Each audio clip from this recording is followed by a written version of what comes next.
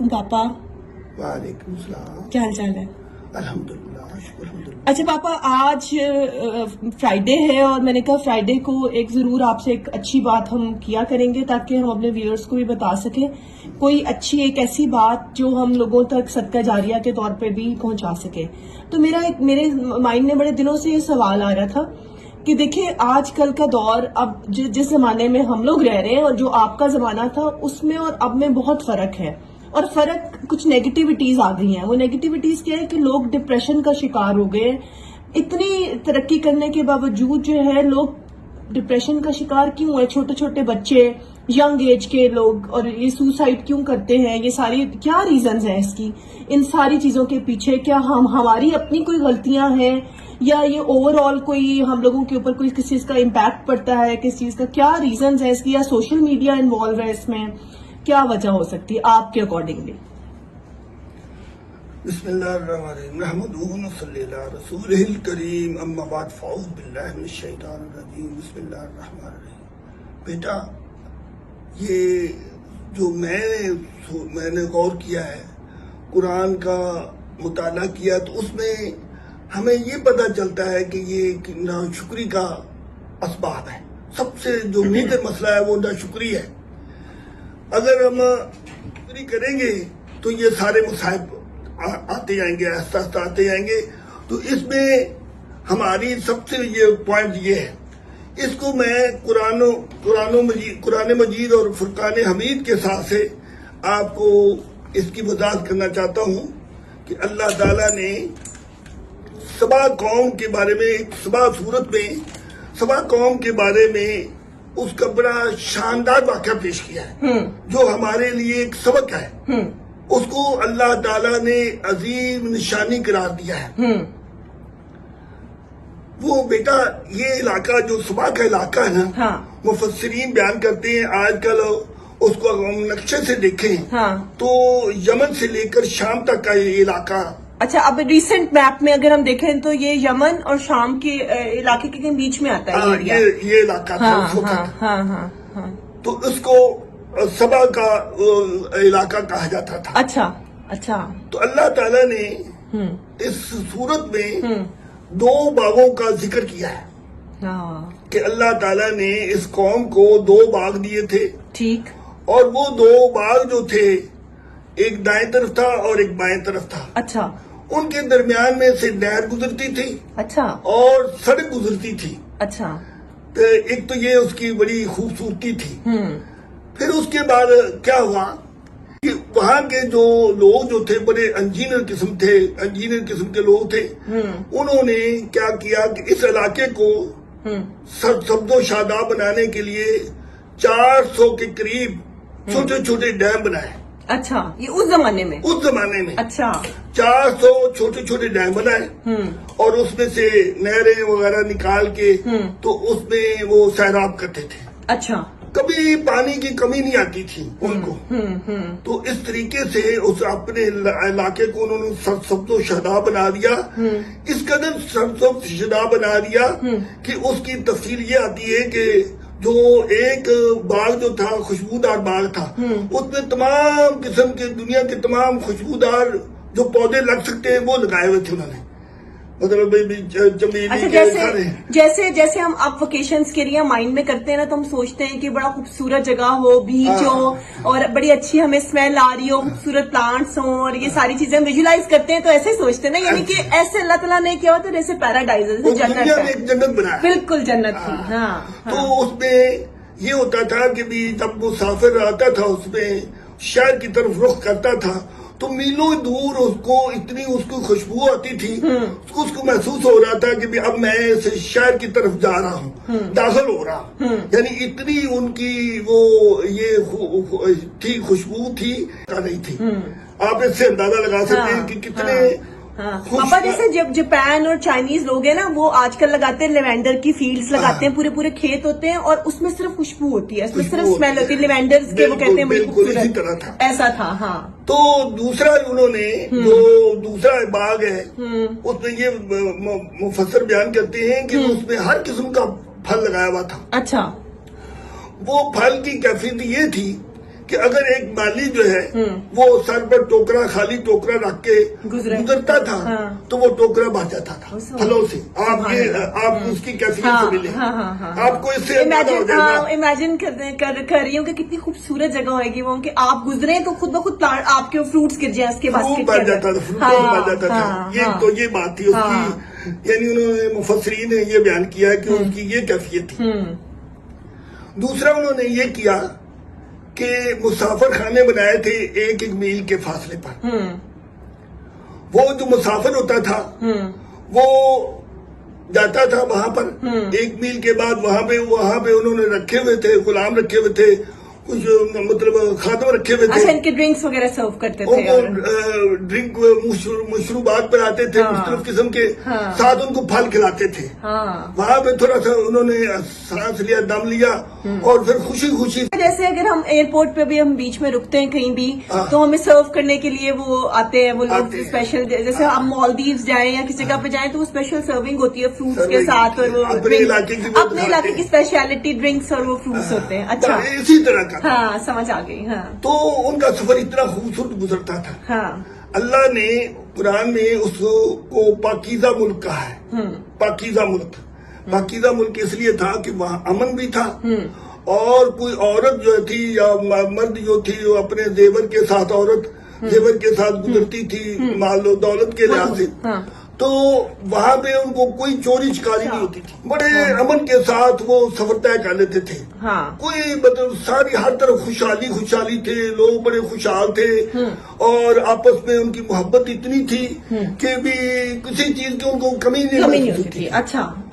اور اس وقت جس طرح جو لوگوں کی یعنی جاپان لوگوں کی یا کسی ملک کی ایسی تعریف کی جاتی ہے کہ وہاں کے لوگ اتنے اچھے ہیں کہ وہ وہاں پہ کوئی چوری چاری نہیں ہوتی, اگر زمین پر کوئی چیز پڑی رہے تو اس کو کوئی نہیں اٹھاتا.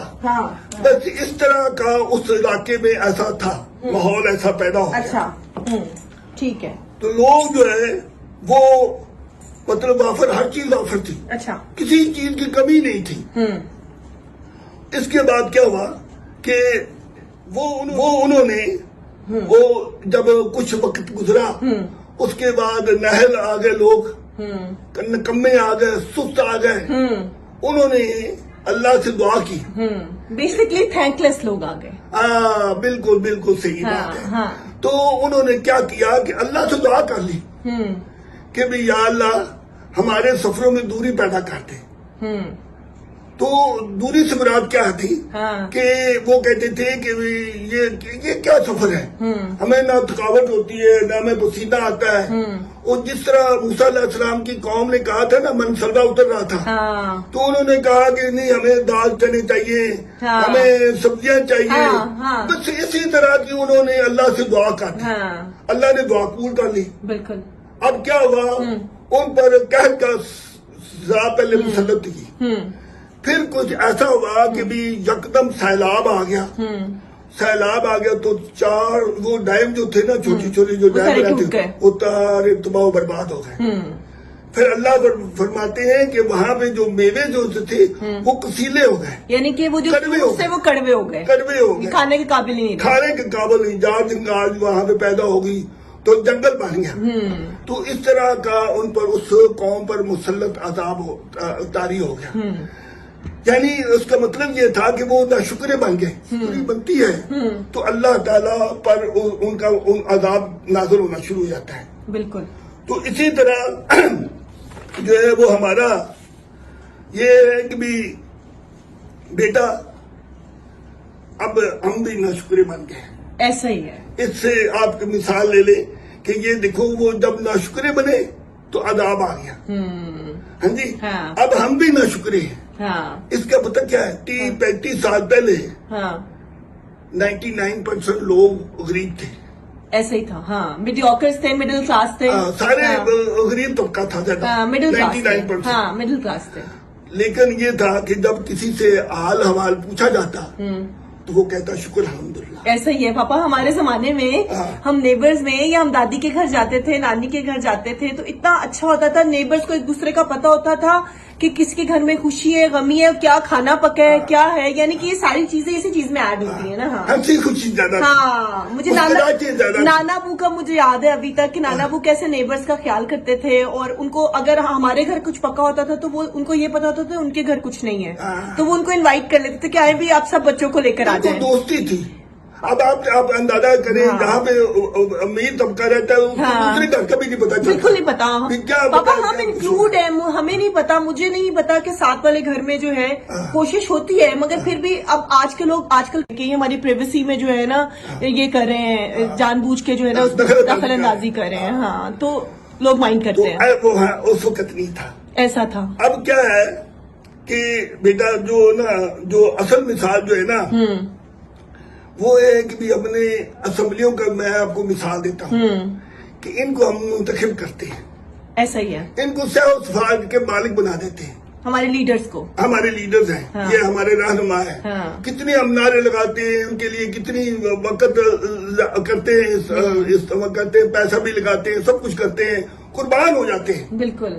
لیکن کیا ہوتا کیا ہے, اور اگر ان کا جائزہ لینا ان لوگوں کا, ان کی خاندان کا, اس وقت 30-35 سال پہلے یہ سارے خاندان غریب تھے. ان کے پاس گھوڑے ہوتے تھے سواری کے لیے یا سائیکل ہوتی تھی.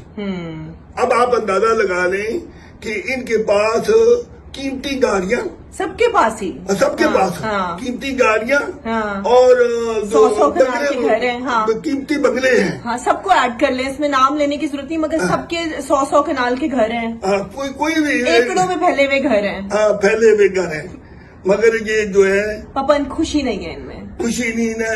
یہ کیا کرتے اسمبلیوں میں جو بازاری کتے ہیں نا ان کی طرح لڑتے ہیں. تو ہمارا سر جب ہم سارا سر جھکتا ہے, شرم سے جھک جاتا ہے. یہ کیا کرتے ہیں. ہاں بالکل.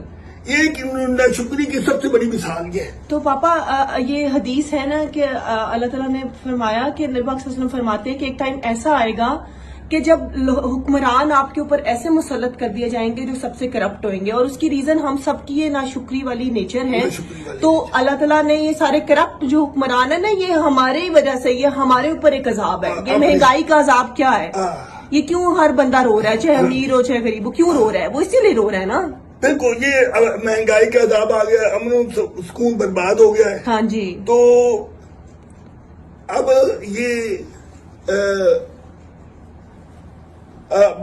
یہ بیٹا یہ اس کا آسان حل کیا ہے, اب یہ سوال کرے گی. ہاں بالکل بالکل. اب آپ مجھے اصل میں یہ بتائیں کہ اس کا حل ہم لوگوں کو, مطلب ہم کیا کریں پھر اس چیز کے لیے, ہمیں کیا کرنا چاہیے. وہ تو اب ہمیں پتا چل گیا کرپٹ ہے, ہم لوگوں کی ناشکری ہے اس چیز میں, سارا کچھ ہے, مگر اب ہمیں کرنا کیا چاہیے اس چیز کے لیے. اس میں یہ بیٹا بڑا آسان نسخہ میں بتاتا ہوں, میری عملی زندگی کا ہے. تو ایک تو یہ ہے کہ جب صبح اٹھو, بیدار ہو, تو بسم اللہ الرحمن الرحیم پڑھ لو. اس کے بعد اللہ اکبر کا نام لو, جی جتنی دفعہ آپ کر سکتے ہیں. پھر شکر الحمدللہ رب العالمین, شکر الحمدللہ کہہ دو. شکر الحمدللہ رب العالمین ایک ہی بات ہے, ایک ہی بات. 2 دفعہ کہہ لو, جتنی دفعہ دل سے کہنا ہے نا, دل سے کہنا ہے. یہ بڑا آسان نسخہ ہے. مطلب دعائیں تو بے شمار ہیں, لیکن میں آپ کو آسان نسخہ بتا, یہ ہر کوئی ادا کر سکتا ہے. بالکل ایسا ہی ہے. تو اس کے اندر جو ہے وہ ایسی برکت. دوسری بات یہ ہے کہ اللہ تعالیٰ نے شکر ادا کرنے کا ہمیں ایک طریقہ, بڑا اچھا طریقہ سکھایا ہے. وہ یہ ہے کہ 5 وقت کی نماز. بالکل ایسا ہی ہے. اللہ تعالیٰ نے شکر ادا کرنے کا طریقہ ہمیں نماز کے ذریعے سکھایا ہے کہ اے میرے بندے, تو نماز پڑھے گا تو اس میں سارے الفاظ ایسے ہیں کہ تو شکر تیرا ادا ہو جائے. بالکل ایسا ہی ہے. جب ہم نماز پڑھ لیں گے تو اس پر عمل کر لیں گے, تو انشاءاللہ یہ ہماری خیر و برکت جو ہے آنی شروع ہو جائے گی. بالکل. اور یہ جو پریشانیاں ہیں یہ آہستہ سے ختم ہو جائیں گی انشاءاللہ. تو اس کا اصل حل یہی ہے. ہاں جی ٹھیک ہے. تو بیسک یہ ہے, مطلب بیسک طور پر یہی چیز ہے کہ ہم اس کے اوپر عمل کریں, پھر آہستہ اپنے عمل کو بڑھاتے جائیں. انشاءاللہ سارے برکت آ جائے گی, نکل جائیں گے. تو اللہ تعالیٰ ہمیں تمام چیزوں سے کہ اللہ کی رحمت سے مایوس نہیں ہونا چاہیے. بالکل. تو انشاءاللہ یہ اللہ تعالیٰ ہمارے ملک میں خیر و برکت. آمین. Thank you papa, thank you so much, جزاک اللہ.